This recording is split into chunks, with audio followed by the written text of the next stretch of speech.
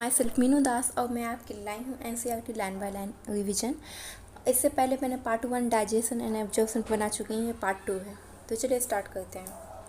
तो हम लोग वेरियस टाइप ऑफ मूवमेंट से स्टार्ट करने वाले हैं। तो जो नेक्स्ट पार्ट है हमारा, तो वेरियस टाइप ऑफ मूवमेंट जो होता है generated by the muscularis layer of the small intestine. जो मस्कुलरिस लेयर होता है स्मॉल इंटेस्टाइन का, तो वो बहुत ज़्यादा अलग अलग वेरियस टाइप का मूवमेंट जनरेट करता है। And these movement help through the mixing of food with the various secretion in the intestine there facilitate the digestion. तो डाइजेशन का जो प्रोसेस होता है, तो इसमें क्या होता है, मिक्सिंग होता है, मतलब पार्टिकल से बहुत सारा फूड का पार्टिकल है, तो उसका मिक्सिंग होगा, बहुत सारा सेक्रेशन इसमें आएगा। जैसे मान लीजिए पेनक्रियाज से हुआ, लीवर से हुआ, तो सारा सेक्रेशन कहाँ आ रहा है, स्मॉल इंटेस्टाइन में आ रहा है। यहाँ पे फूड मिक्सअप होगा, उसके बाद यहाँ से फैसिलिट होगा डाइजेशन का प्रोसेस के लिए आगे जाएगा। उसके बाद क्या है, the bile and pancreatic juice. जो बाइल और पेनक्रिएटिक जूस होता है and intestinal juice are the secretion released in the small intestine. तो जो bile, pancreatic juice, intestinal juice का जो सेक्रेशन होता है वो कहाँ जाता है, स्मॉल इंटेस्टाइन में जाता है। और pancreatic juice and bile are released through the help of hepatopancreatic duct. तो पेनक्रिएटिक जूस जो पेनक्रियास निकल रहा है और बाइल जो लिवर से निकल रहा है, तो इसको हम लोग किसके थ्रू निकलता है, एक कॉमन डक्ट होता है, हेपेटोपेनक्रिएटिक डक्ट के थ्रू निकलता है। तो अब pancreatic juice contain inactive enzyme. जो पेनक्रिएटिक जूस होता है उसमें क्या होता है, इनएक्टिव इंजाइम प्रेजेंस रहता है। कभी भी एक्टिव फॉर्म में रहेगा, वो इनएक्टिव फॉर्म में रहेगा, उसको कोई फिर एक्टिवेट करने के लिए आएगा। तो इसमें कौन कौन सा इनएक्टिव फॉर्म रहता है, trypsinogen, chymotrypsinogen, procarboxypeptidase, amylase, lipase and nucleases. तो ये सारा क्या इनएक्टिव फॉर्म में है, तो इसको एक्टिवेट अभी होना होगा तभी वो वर्क करेगा फूड पे। तो trypsinogen is activated by the enzyme enterokinase. जो ट्रिप्सिनोजन है वो एक्टिव फॉर्म में किसके हेल्प से होता है, इंटेरोकाइनेज की हेल्प से होता है। और कहाँ सेक्रेट होता है, secreted by the intestine mucosa. जो इंटेस्टाइन का म्यूकोसा होता है वो सेक्रेट करता है इंटेरोकाइनेज को। तब ये फिर क्या करता है, ट्रिप्सिनोजन को ट्रिप्सिन में चेंज कर देता है। और उसके बाद में देखते हैं which is turn activate the other enzyme in the pancreatic juice. और ये अलग तरह के इंजाइम को फिर एक्टिवेट किया जाता है, क्योंकि जितना भी ये सारा जो इसमें जूस निकल गया है सारा इनएक्टिव फॉर्म है, तो सबको कोई ना कोई तो एक्टिवेट करेगा, उसके बाद वो वर्क करेगा। इसके बाद देखते हैं बाइल जो रिलीज होता है, bile release into the duodenum contain bile pigment. तो बाइल जो रिलीज हो उसमें क्या कंटेन है, बाइल पिगमेंट कंटेन है। बाइल पिगमेंट क्या क्या होता है, बिलिरुबिन और बिलिबर्डिन, ये बाइल पिगमेंट होता है। और क्या होता है इसमें, बाइल साल्ट होता है और कोलेस्ट्रॉल होता है and phospholipid but no enzyme. ये बात हमेशा याद रखना, जो बाइल होता है उसमें भी कभी भी इंजाइम नहीं होगा, उसमें सिर्फ रहेगा बाइल पिगमेंट होगा, बाइल साल्ट होगा, कोलेस्ट्रॉल होगा, फॉस्फोलिपिड होगा, बट नो इंजाइम, इसमें इंजाइम अब्सेंट होता है। ठीक है। और क्या करता है bile, bile help in emulsification of the fat को इमल्सिफिकेट करके इसके मतलब एब्जॉर्प्शन में ये हेल्प करता है। Break down of the fat को क्या करता है, ब्रेक डाउन फैट करता है इनटू स्मॉल मिसेल्स। ये मिसेल्स में इसको चेंज करता है, क्योंकि फैट तो एब्जॉर्ब डायरेक्टली होगा नहीं, तो इसको मिसेल्स के फॉर्म में चेंज किया जाता है इमल्सिफिकेशन प्रोसेस के थ्रू। और क्या करता है bile also activate lipase. Bile का काम क्या है, लाइपेज को एक्टिवेट करने का। उसके बाद क्या देखते हैं, intestinal mucosal epithelium has goblet cell. जैसे इंटेस्टाइन में मैंने स्टोमक में मैंने बताया था, वहाँ पे गॉबलेट सेल होता है, तो यहाँ पर भी गॉबलेट सेल है। तो ये क्या है, इंटेस्टाइनल म्यूकोसल इपिथेलियम जो गॉबलेट सेल करता है वो क्या सेक्रेट करता है, म्यूकस सेक्रेट करेगा। तो ये क्या कर रहा है, मतलब ये HCl से, मतलब जो बहुत ज़्यादा इसका जो pH है, pH 1 है, तो इसका हाईली एसिडिक है, इसके एसिडिक नेचर को कम करने के लिए यहाँ पे म्यूकस सेक्रेट किया जाता है, ताकि वो जो सेल है वहाँ पे एक्सकोरेट नहीं कर जाए ऑर्गेन, इसीलिए। और उसके बाद क्या है, the secretion of the brush border cell of the mucosa along with the secretion of the goblet cell constitute the intestinal juice या सक्सेस इंटेरिकस। इसी ही हम लोग इंटेस्टिनल जूस बोलते हैं, किसको, देखिए। तो क्या है इसमें इंटेस्टिनल म्यूकोसा, ये गॉबलेट से ये म्यूकस सेक्रेट किया था, हम समझ गए। इसके बाद क्या है, secretion of the brush border cell. जो स्मॉल इंटेस्टाइन है उसका ब्रश बॉर्डर अपीयरेंस है ना जो उस पार्ट में, तो वो क्या सेक्रेट कर रहा है, म्यूकस सेक्रेट कर रहा है, किसके साथ में, अलॉन्ग विथ गॉबलेट सेल जो म्यूकस सेक्रेट कर रहा है। एक इंटेस्टिनल जूस, जो इंटेस्टाइन का जूस था, उसको इंटेस्टिनल जूस बोल रहे हैं, सक्सेस इंटेरिकस बोल रहे हैं। ठीक है। एंड दिस जूस कंटेन, इस जूस में क्या कंटेन है, वेराइटी ऑफ इंजाइम, अलग अलग टाइप्स के इंजाइम प्रेजेंस होते हैं, जैसे डाइसेक्राइडेज। जैसे माल्टोज को ब्रेक डाउन करना है तो इसमें क्या डाइसेक्राइडेज का हेल्प लगेगा। माल्टेज का हेल्प लगेगा माल्टोज को चेंज करने में। डाइपेप्टाइडेज, तो डाइपेप्टाइड को चेंज करने के लिए मोनोपेप्टाइड में तो उसको डाइपेप्टाइडेज की नीड हो गई। एंड लाइपेज एंड न्यूक्लियोसाइडेज, ये सारा परचेंस होता है इसमें। उसके बाद क्या है, mucus along with the bicarbonate, mucus के साथ में क्या है, बाइकार्बोनेट फ्रॉम दी पेनक्रियाज, ये कहाँ से रिलीज हो रहा है, mucus along with bicarbonate from the pancreas, क्या कर रहा है, protect the intestinal mucosa, intestinal mucosa को प्रोटेक्ट कर रहा है, किससे किससे, एसिड से, as well as provide alkaline medium, मतलब वहाँ पे एसिडिक है इसका मतलब क्या, पीएच उसका कम होगा, तो इसलिए क्या कर रहा है, एल्कलाइन मीडियम प्रोवाइड कर रहा है, पीएच 7.8 कर दे रहा है, क्योंकि एसएल का तो पीएच जानते हैं 1 से 2 के बीच में रहता है, तो उसके पीएच को यहाँ पे क्या कर रहा है, यहाँ पीएच इंक्रीज कर रहा है, एल्कलाइन मीडियम प्रोवाइड कर रहा है फॉर एंजाइमेटिक एक्टिविटी, क्योंकि वहाँ पे एंजाइमेटिक एक्टिविटी करवाना है। और क्या बोला कि सब म्यूकोसल ग्लैंड, सब म्यूकोसल ग्लैंड में क्या होता है, बर्नर्स ग्लैंड होता है, also help in this process, इस प्रोसेस में ये भी हेल्प करता है। कौन, सब म्यूकोसल ग्लैंड कौन होता है, बर्नर्स ग्लैंड, सब म्यूकोसल ग्लैंड में बर्नर्स मिलता है देखने को। इसके बाद देखते हैं आगे, अब यहाँ पे जितना भी फॉर्म में जो स्टोमक में चेंज हुआ था, अब ये स्मॉल इंटेस्टाइन में उससे भी फिर छोटे फॉर्म में मतलब माइक्रो में चेंज होगा। जैसे प्रोटीन, यहाँ पे प्रोटियोज है, पेप्टोन है, ये क्या है, पार्सली हाइड्रोलाइज्ड प्रोटीन होता है in the chyme reaching the intestine and acted upon the proteolytic enzyme pancreatic juice, proteolytic enzyme pancreatic juice से जो निकला फिर उस पर एक्ट करेगा। जैसे मान लीजिए यहाँ क्या है, प्रोटीन है, पेप्टोन, प्रोटियोज है, तो इस पर कौन कौन वर्क कर रहा है, ट्रिप्सिन, काइमोट्रिप्सिन एंड कार्बोक्सीपेप्टिडोज, तो किस में चेंज किया, डाइपेप्टाइड में चेंज हुआ था ये, पहले तो ये डाइपेप्टाइड में चेंज हो गया था आपका स्मॉल स्टोमक में ही, इसके बाद जो आपका ये स्मॉल इंटेस्टाइन में आएगा तो फिर वहाँ पे इसके फिर छोटे फॉर्म में चेंज हो जाएगा। उसके बाद carbohydrate, carbohydrate in the chyme में जो कार्बोहाइड्रेट था वो किसके थ्रू हाइड्रोलाइज होता है, हाइड्रोलाइज बाय पेनक्रेटिक एमाइलेज के थ्रू हाइड्रोलाइज होगा, हाइड्रोलाइज मतलब टूटना। तो यहाँ पे क्या होगा, डाइसेकेट में जैसे मान लीजिए पॉलीसेकेट था, स्टार्च था, एमाइलेज एक्ट किया तो डाइसेकेट में चेंज हो गया।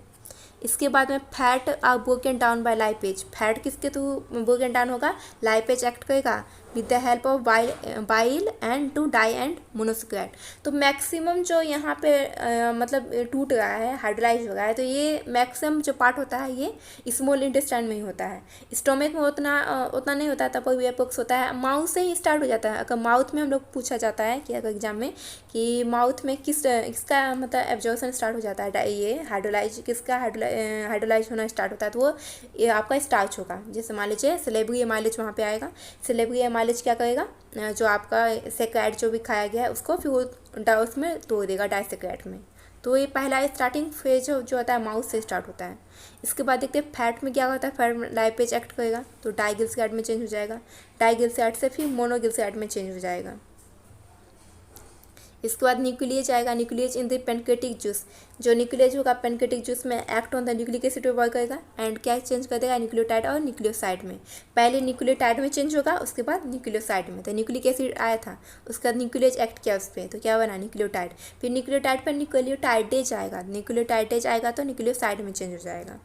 और क्या बोला क्या, the enzyme in the succus entericus, जो एंजाइम सक्सेस इंटेरिकस में था वो क्या करेगा, act on the end product, वो क्या end product of the above reaction and the form of the respective simple absorbable form. तो यहाँ पे इसके बाद क्या जाएगा, सिंपल एब्जॉर्बेबल फॉर्म में जो एब्जॉर्ब हो सके उस फॉर्म में चेंज हो जाएगा। एंड क्या होता है ये, these final step digestion occur very close to mucosal epithelium cell of the intestine, ये फिर बाद में इस प्रोसेस के थ्रू क्या होता है, डाइजेशन इसके क्लोज आ जाता है, मतलब डाइजेशन का प्रोसेस स्टार्ट हो जाता है कंप्लीट। तो जितना भी फूड का जो डाइजेशन होता है ना वो स्मॉल इंटेस्टाइन में होता है, लार्ज इंटेस्टाइन में सिर्फ वाटर का एब्जॉर्प्शन होता है। तो जितना भी अगर हम लोग बोले न्यूट्रिएंट्स सारा स्मॉल इंटेस्टाइन में होता है एब्जॉर्ब। इसके बाद यहाँ पे डाइपेप्टाइड था, डाइपेप्टाइड एक्ट किया तो एमिनो एसिड में चेंज हो गया। माल्टोज था डाइसेकेट, जो माल्टेज एक्ट किया तो ग्लूकोज प्लस ग्लूकोज में चेंज हुआ। फिर लैक्टोज आया, लैक्टोज पे कौन एक्ट करेगा, लैक्टेज, लैक्टेज में फिर क्या टूट जाएगा, ग्लूकोज प्लस लैक्टोज में, लैक्टोज में चेंज हो जाएगा। फिर सुक्रोज पे सुक्रेज एक्ट करता है, ठीक है, ग्लूकोज प्लस फ्रक्टोज में आ जाएगा, ठीक है, चेंज हो जाएगा। इसके बाद न्यूक्लियोटाइड्स पे न्यूक्लियोटाइडेज आएगा, फिर न्यूक्लियोसाइड में चेंज हो जाएगा, न्यूक्लियोसाइड पे फिर न्यूक्लियोसाइडेज आएगा, उसके बाद शुगर प्लस बेस में चेंज हो जाएगा। एंड डाई एंड मोनोग्लिसराइड में कौन एक्ट करेगा, लाइपेज एक्ट करेगा, उसके बाद फैटी एसिड प्लस ग्लिसरॉल में ये चेंज हो जाएगा। तो फिर क्या बोला कि the break down of the biomacromolecules, ये सारे पहले किस फॉर्म में थे, बायोमैक्रोमोलिक्यूल्स के फॉर्म में, मतलब जो बड़ा है।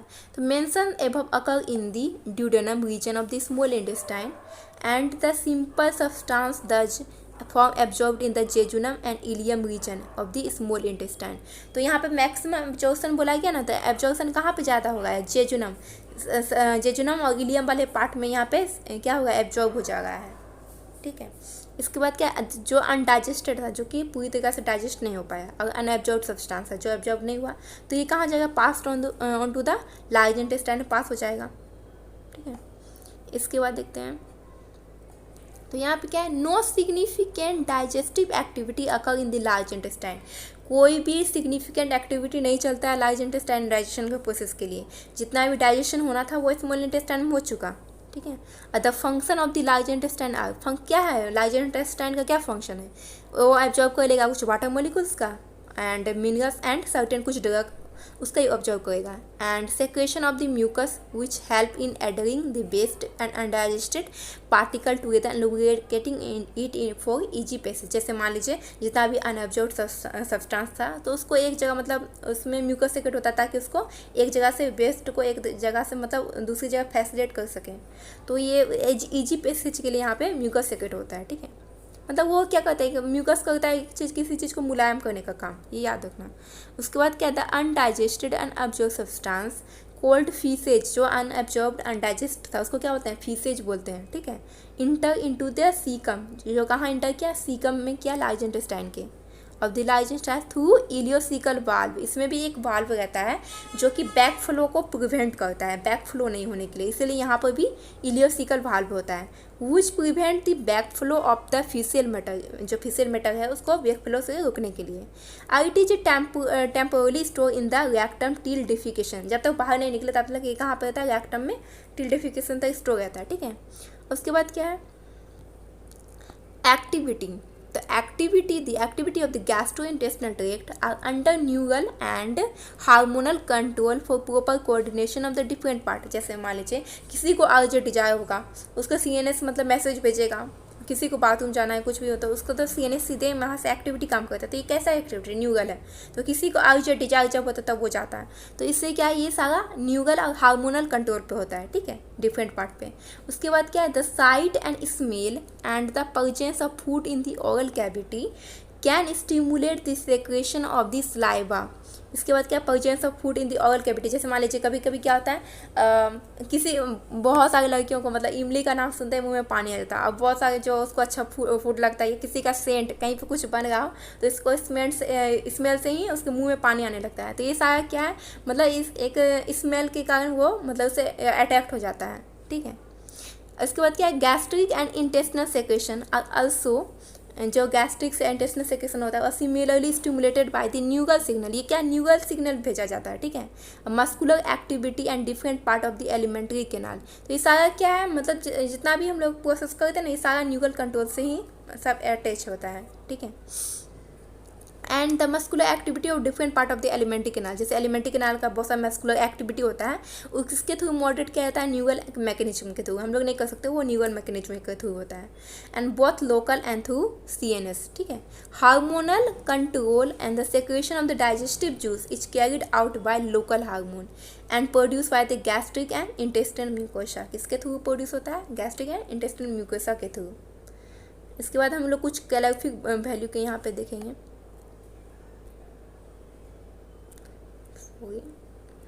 तो कैलोरिफिक वैल्यू में देखेंगे कि यहाँ पे दिया गया है, जैसे प्रोटीन और कार्बोहाइड्रेट सारा का कैलोरिफिक वैल्यू अलग अलग होता है। तो calorific value protein, carbohydrate, fat के बारे में देखेंगे।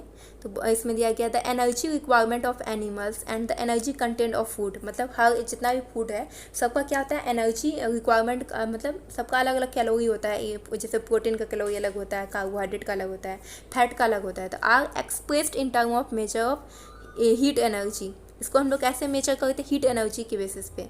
And heat is ultimate form of all energy, ठीक है।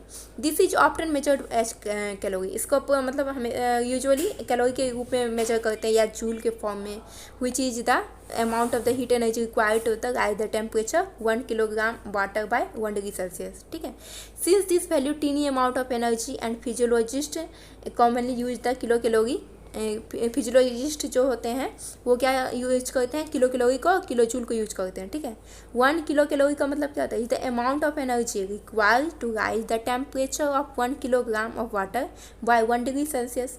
एंड जो न्यूट्रिनिस्ट होते हैं traditionally refer to kilo calorie as the calorie और जूल ऑलवेज कैपिटलाइज्ड, ठीक है। The amount of heat liberated from the complete combustion of 1 gram of food in bomb calorimeter, जो क्या होता है क्लोज्ड मेटल चैम्बर होता है, फिल्ड विद ऑक्सीजन से फिल्ड होता है। It is gross calorific and gross energy value होता है। और the actual amount of energy combustion, जो एनर्जी कंबस्टन का जो एक्चुअल अमाउंट होता है फिजियोलॉजिक वैल्यू फूड का, gross calorific value carbohydrate protein fat का क्या होता है 4.1 किलो कैलोरी।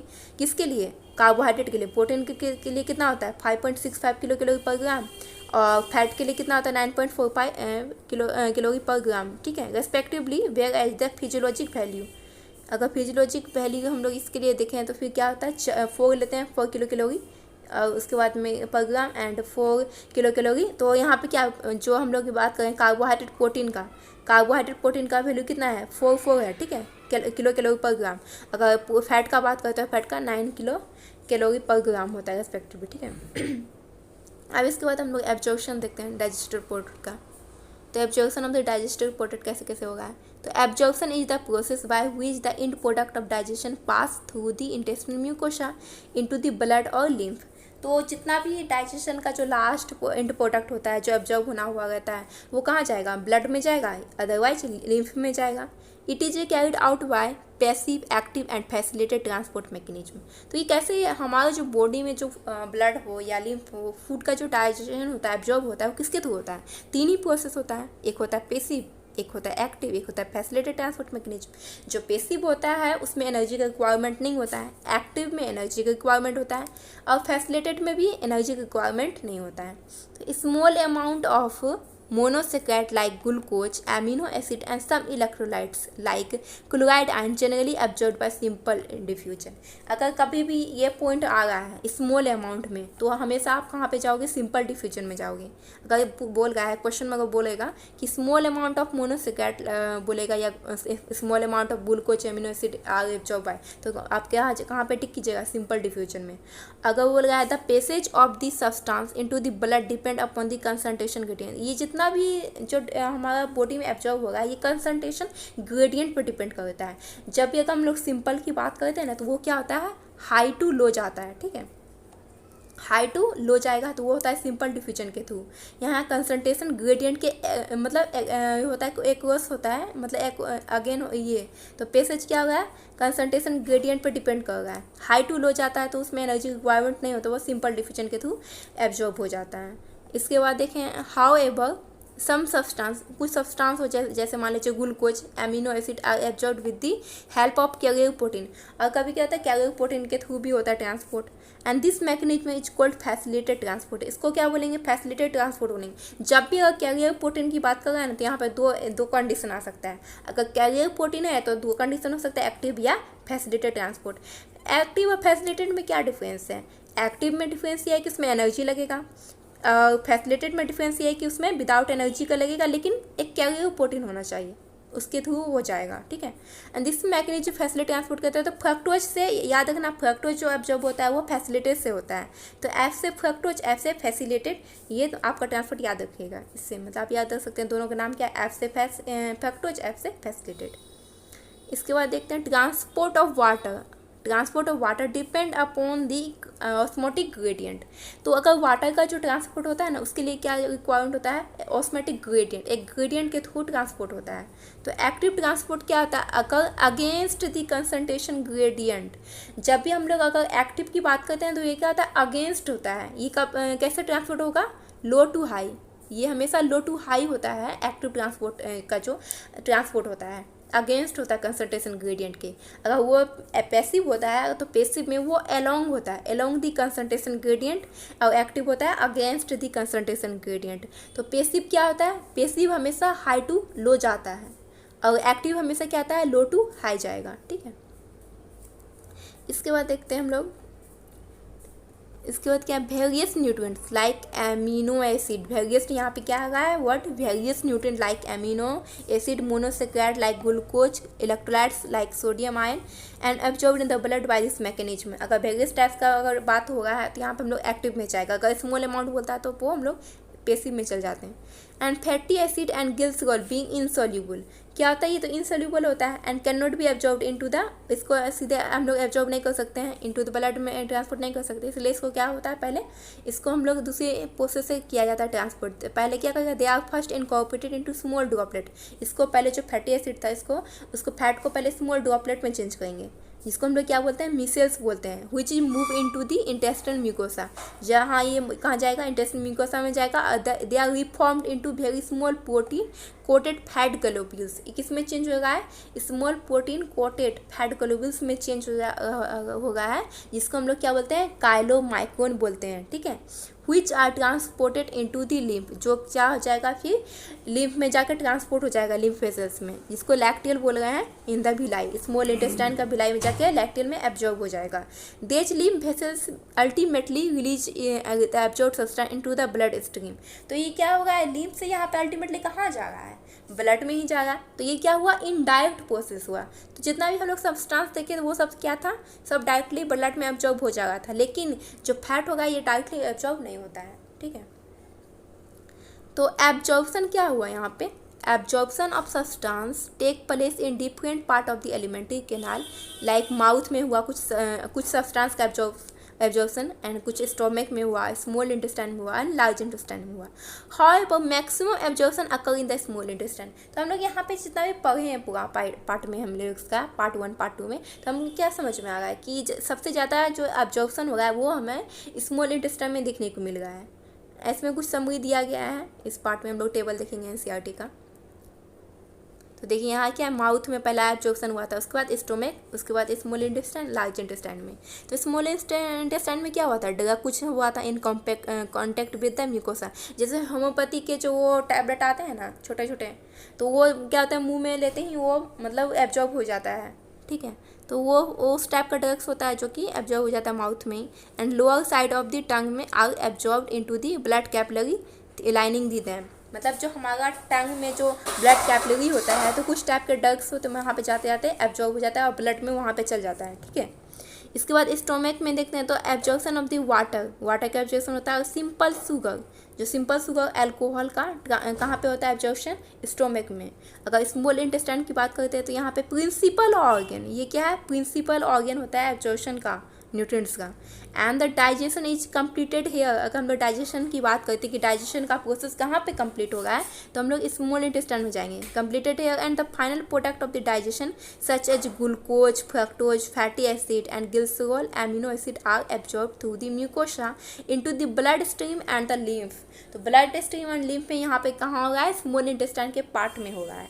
और लार्ज इंटेस्टाइन की बात करते हैं तो इसमें क्या होगा, water and some minerals drug of take place, इसमें इसका सिर्फ ट्रांसपोर्ट होता है। ठीक है, इसके बाद आगे देखते हैं तो absorption of substance finally reach the tissue which utilize them for their activity and this process is called assimilation. तो एसिमिलेशन क्या प्रोसेस होता है, जो एब्जॉर्ब सब्सटेंस जो जहाँ पे टिश्यू में जाना चाहिए तो वो पहुँच गया, उसका यूटिलाइज हो गया उसका एक्टिविटी का, तो उसको क्या बोलेंगे हम लोग, एसिमिलेशन बोलेंगे। ठीक है, डाइजेशन अलग हुआ, एसिमिलेशन अलग हुआ। यहाँ पे क्या हुआ है, सब्सटेंस पूरी तरीके से एब्जॉर्ब हो चुका है, टिश्यू में पहुँच चुका है। ठीक है, एंड द डाइजेस्टिव वेस्ट, जो डाइजेस्टिव वेस्ट था वो सॉलिडिफाई हुआ था इनटू कोहेरेंट फेसेस में चेंज हुआ था, फेसेस में, एंड रेक्टम में जाके फिर क्या हुआ, इनिशिएट हुआ। एंड न्यूगल रिफ्लेक्स जब आएगा, अर्जिया डिजायर होगा, उसके बाद में उसका रिमूवल किया जाएगा। And the egestion of faeces, क्या हुआ, egestion of faeces outside through the anal opening, defecation इसको बोलते हैं। ये वॉलेंट्री प्रोसेस होता है। Voluntary process is carried out by mast mass peristaltic movement. तो हम लोग यहाँ वॉलेंट्री प्रोसेस क्यों बोल रहे हैं, क्योंकि वॉलेंट्री प्रोसेस वैसा होता है कि हम अपनी इच्छा के अनुसार कर सकते हैं। अगर किसी को बाथरूम जाना होता है तो वो अपनी इच्छा के अनुसार जाता है, ठीक है। तो ये क्या होता है, वॉलेंट्री प्रोसेस ये होता है, ठीक है। तो इसके बाद हम लोग आगे देखेंगे कुछ डिसऑर्डर देखेंगे, डाइजेस्टिव सिस्टम के डिसऑर्डर। तो inflammation of the intestinal tract, यहाँ पे किस में हो रहा है इन्फ्लेमेशन, इन्फ्लेमेशन मतलब किसी में इंटेस्टिनल ट्रैक्ट में कुछ प्रॉब्लम हो गया, इन्फ्लेमेशन मतलब इन्फ्लेट हो गया, उस ऑर्गन में इफेक्ट हो गया, जैसे मान लीजिए HCl कुछ ज़्यादा सिक्रेट हो गया, या कुछ हम लोग कॉन्स्टिपेशन इस टाइप का यहाँ देखते हैं। तो मोस्ट कॉमन एलिमेंट, तो इसमें जो इन्फ्लेमेशन हो गया इंटेस्टिनल ट्रैक्ट में, तो हो सकता है कुछ वर्म किया हो, कुछ राउंड वर्म किया हो, या पिन वर्म, या कुछ बहुत सारा मतलब बैक्टीरिया इन्फेक्ट कर गया हो, इससे हो सकता है। ये क्या हो सकता है, बैक्टीरियल और वायरल इन्फेक्शन भी हो सकता है। तो the infection also caused bye parasite भी हो सकता है इसमें, जैसे tap worm, round worm, thread worm and hook worm, pin worm, ये सब भी कुछ काउज कर सकता है डाइजेस्टिव प्रॉब्लम। तो जॉन्डिस एक पहला देखते हैं। तो जॉन्डिस में क्या होता है, लीवर इज अफेक्टेड, इसमें क्या होता है, लीवर अफेक्ट करता है। Skin eye turn yellow, skin eye क्या होगा, येलो कलर में आ जाएगा, क्यों, deposit of the bile pigment, क्योंकि यहाँ पे बाइल पिगमेंट क्या डिपॉजिट कर रहा है, इसीलिए ऐसा होता है जॉन्डिस का कंडीशन में। अगर वॉमिटिंग की बात करते हो तो इसमें क्या होता है, it is ejection of stomach, जो हमारा स्टोमेक में कंटेंट था फूड का, तो क्या होता है माउथ के थ्रू वापस हो जाए। क्यों ऐसा हो गया है, क्योंकि एसोफेगस और जो स्टोमेक का जो वाल्व था वो लूज हो चुका है। जो वाल्व जो बैक फ्लो को रोकता था ना, जैसे ये मान लीजिए ये आपका स्टोमेक का पार्ट है, तो यहाँ ये एसोफेगस का था, तो एसोफेगस से आया था ना माउथ के थ्रू यहाँ पे स्टोमेक में, यही फूड पार्टिकल यहाँ पे जो वाल्व लगा था वो लूज हो गया, तो ये सारा पार्टिकल्स क्या आ जाएगा फूड का स्टोमेक से सीधे माउथ से बाहर निकल जाएगा, इजेक्शन होने लगेगा। And this reflex action is controlled by the vomit centre of the medulla जो हमारा ब्रेन में जो है वो इसको मतलब मॉड्यूलेट करता है, इसको कंट्रोल करता है। And feeling of nausea preceded vomiting, for feeling of nausea preceding क्या करता है, वॉमिटिंग को काउज करता है। उसके बाद डायरिया देखते हैं। डायरिया में क्या होता है, abnormal frequency of bowel movement and increased liquidity of the faecal discharge is known as diarrhoea. तो डायरिया में भी हम यहाँ पे यही बात करेंगे कि यहाँ पर भी क्या हो रहा है, जैसे मान लीजिए लार्ज इंटेस्टाइन था, ठीक है, तो लार्ज इंटेस्टाइन में क्या हुआ था, जो अनएब्जॉर्ब्ड जो अनडाइजेस्टेड सब्सटेंस था वो जाके क्या हुआ था, रेक्टम में वहाँ पे जमा हुआ था। अब वहाँ पे मैंने क्या बताया था, एक वाल्व बताया था, इलियोसिकल वाल्व। अब उसका क्या हुआ होगा, वो वाल्व मतलब वहाँ पे लूज हो गया होगा, और सारा जो बेस्ट था मतलब जो रेक्टम में वहाँ पे जहाँ पे एक जगह था ना कि अर्ज डिजायर होगा, तो उसके बाद में वो मतलब अर्ज डिजायर होता बाथरूम लगेगा, लेकिन कभी तो अगर वो नट उसका अगर ये हो गया लूज हुआ होगा तो वाल्व, तो वो क्या होगा, लिक्विडिटी मतलब बार बार बाथरूम लगेगा, बार बार जाने लगेगा। तो इसी तरीका से होता है। तो ई reduce the absorption of the food, इसके कारण क्या होता है, जो भी हम लोग खाते हैं ना वो ज़्यादातर हमारा बॉडी में एब्जॉर्ब नहीं हो पाता है, वो बाहर निकलते रहता है। तो इसमें डायरिया कंडीशन में ये होता है, फेशियल डिस्चार्ज होते रहता है, कुछ भी खाते हैं तो वो सारा निकल जाता है इसमें। उसके बाद कॉन्स्टिपेशन में देखते हैं। तो कॉन्स्टिपेशन में क्या होता है, in constipation the faeces are retained within the colon. इसमें क्या होता है, जो मतलब कभी अर्ज या डिजायर लगता है लेकिन बाथरूम जाने का मन करता है मगर होता नहीं है, क्योंकि वो क्या होता है वहाँ पे वो रिटेन ही रह जाता है, ठीक है, विथ इन द फेसेज जो होता है वो उसमें कॉलोन में ही रह जाता है। And bowel movement occur irregular होगा भी, तो इरेगुलर तरीका से होगा। अब इंडाइजेशन देखते हैं। तो इंडाइजेशन में क्या होता है, इंडाइजेशन के कंडीशन में, in this condition the food is not properly digested. Food क्या होता है, पूरी तरीके से डाइजेस्ट नहीं होता है। जिस इंजाइम का सिक्रेशन होना चाहिए वो इंजाइम सिक्रेशन हो ही नहीं रहा है। अगर उसको फूड अगर डाइजेस्ट नहीं होता तो एब्जॉर्ब होगा नहीं। तो यहाँ पे फूड क्या होगा, डाइजेस्ट नहीं हो रहा है, लीडिंग टू द फुलनेस। हमें क्या होगा, फुलनेस फील हो रहा है कि हाँ, अभी भी खाना खाया हुआ भी मतलब अजीब टाइप का फील होगा। तो दिस काउज द इंडाइजेशन, ये क्या काउज करता है, इंडाइजेशन। आर इंडिक्विट इंजाइम सेक्रेशन, अगर कोई अलग इंजाइम सेक्रेट होने लगा उससे क्या हुआ है, उसके कारण एंजाइटी फील होने लगेगा। फूड पॉइजनिंग भी कारण हो सकता है इंडाइजेशन का। एंड ओवर ईटिंग, बहुत ज़्यादा खाना खा लिए या स्पाइसी फूड खा लिए तो इससे क्या होता है, इंडाइजेशन होने का चांसेस रहता है। इसके बाद आगे देखते हैं हम लोग। अब हम लोग एक नया टॉपिक है, ये प्रोटीन एनर्जी माल न्यूट्रिशन पढ़ने वाले हैं। तो यहाँ पे देखेंगे ये किसके थ्रू होता है, ये प्रोटीन के कारण होता है ये बीमारी, ठीक है। तो प्रोटीन एनर्जी माल न्यूट्रिशन इसका फुल फॉर्म होता है क्या होता है, dietary deficiency of protein and total food calorie are widespread in the many underdeveloped country South and South East Asia. तो साउथ और साउथ ईस्ट एशिया जो है बहुत सारे यहाँ पे क्या है अंडर डेवलप्ड कंट्री में आता है। और इसमें बहुत सारे को देखिएगा कि ना तो उसको अच्छे से खाना मिल पा रहा है, ना तो वो प्रोटीन ले पा रहा है, ना अच्छे से वो फूड कैलोरी ले पा रहा है। तो इसमें इस तरीका का प्रॉब्लम देखने को मिलता है इस एरिया में। इसके बाद देखिए और कहाँ पे मिलता है ऐसा, साउथ अमेरिका में and West and Central Africa में। तो यहाँ पे ये क्या है अंडर डेवलप्ड कंट्री है, इसमें इस टाइप का प्रॉब्लम देखने को मिलेगा। इसमें क्या है प्रोटीन एनर्जी मालन्यूट्रिशन देखने को मिलेगा। May affect large section of population, large section of जो पॉपुलेशन है इस बीमारी से वो मतलब अभी भी देखने को मिलेगा। ड्यूरिंग कब, during drought famine and political tumult के कारण इन लोग को मतलब ये सब सहना पड़ता है। And this happened in Bangladesh, ये कहाँ बांग्लादेश में भी हुआ था कब, ड्यूरिंग द एक minute during the liberation war and in the Ethiopia during the severe draft in the mid 18 के कारण यहाँ इस मतलब इस स्टेज में इसको इस तरह का प्रॉब्लम मतलब वहाँ पे भी देखा गया था बांग्लादेश में। इसमें क्या था प्रोटीन एनर्जी मालन्यूट्रिशन क्या इफेक्ट होता है infant and children to produce the marasmus and kwashiorkor. तो प्रोटीन एनर्जी जो मालन्यूट्रिशन होता है इसमें किसका कौन सा बीमारी देखने को मिलता है, मेरेस्मस एंड क्वासियकर। जो मेरेस्मस होता है वो 1 साल से छोटे बच्चों में देखने को मिलता है, क्वासियकर जो बीमारी होता है वो 1 साल से बड़े बच्चे में देखने को मिलता है। तो मेरेस्मस में क्या होता है, marasmus is produce by simultaneous deficiency of protein and calorie. जो मेरेस्मस होता है उसमें दोनों का कमी हो जाता है, प्रोटीन भी नहीं मिल पा रहा है बच्चे को, ना कैलोरी मिल पा रहा है। और it is found in infant less than 1 year in age, ठीक है। If mother's milk is replaced by too early by other food which in poor in both protein and calorific value. ऐसा किस लिए होता है, अगर मान लीजिए अगर कोई बच्चा है और उसकी माँ दोबारा प्रेग्नेंट हो गई, ऐसा कंडीशन भी हो सकता है, तो क्या हुआ वो बच्चे को अब तो फूड देना पड़ेगा, तो वो अपना मिल्क नहीं दे सकती। तो इसमें क्या होता है कि बच्चे को ऐसा फूड मिल रहा है अगर ना तो उसमें प्रोटीन है ना तो कैलोरी है, तो इस कंडीशन से उसको मेरेस्मस बीमारी हो जाता है। एंड इसमें देखा जाता है कि this often happen if the mother has second pregnancy. मैंने अभी वही बताया कि ये सेकेंड प्रेगनेंसी है या child birth when the older infant is still too young. अगर अभी छोटा बच्चा जो इसके पहले है वो अभी भी बहुत छोटा ही है और उसमें सेकेंड प्रेगनेंसी आ गया, तो इस कंडीशन में बच्चे को देखने को मिलता है, बच्चे में ऐसा स्टेज देखने को मिलता है बीमारी का। And in marasmus protein is deficiency impair growth and replacement of tissue protein, extreme emaciation of the body, thinning of the limb, result the skin become dry thin wrinkled. एकदम कंडीशन इसका बच्चे का एकदम ये हो जाता है, ना तो उसमें उसका जो बॉडी एक होता है ना, जैसे मान लीजिए थिनिंग हो जाता है बॉडी का, एकदम रिंकल टाइप का, एकदम झुगी टाइप का रहेगा इस तरीक़ा से, मतलब उसमें मसल्स तो है ही नहीं ना, क्योंकि ना तो उसको प्रोटीन मिल रहा है ना कैलोरी मिल रहा है, तो बहुत ही ख़राब कंडीशन बच्चे को देखने को मिलता है। एंड इसमें क्या होता है growth rate, body weight decline, growth rate जो बच्चे का होना चाहिए बहुत ज़्यादा सीरियस कंडीशन आ जाता है, ना बॉडी वेट ना तो वेट अच्छा रहता है ना ग्रोथ होता है इसमें। And even growth and development of brain, mental facility are impaired, उस मेंटली भी बहुत ज़्यादा कमज़ोर होता है, एकदम डेवलपमेंट ब्रेन का नहीं हो पाता है। और क्वासियोकर में क्या कंडीशन होता है, इसमें क्या होता है produce by the protein deficiency uncompensated by the calorie deficiency. इसमें सिर्फ कैलोरी डिफिशियंसी देखने को मिलता है। इसमें क्या था result from the replacement of mother milk by high calorific low protein diet in child more than 1 year in as.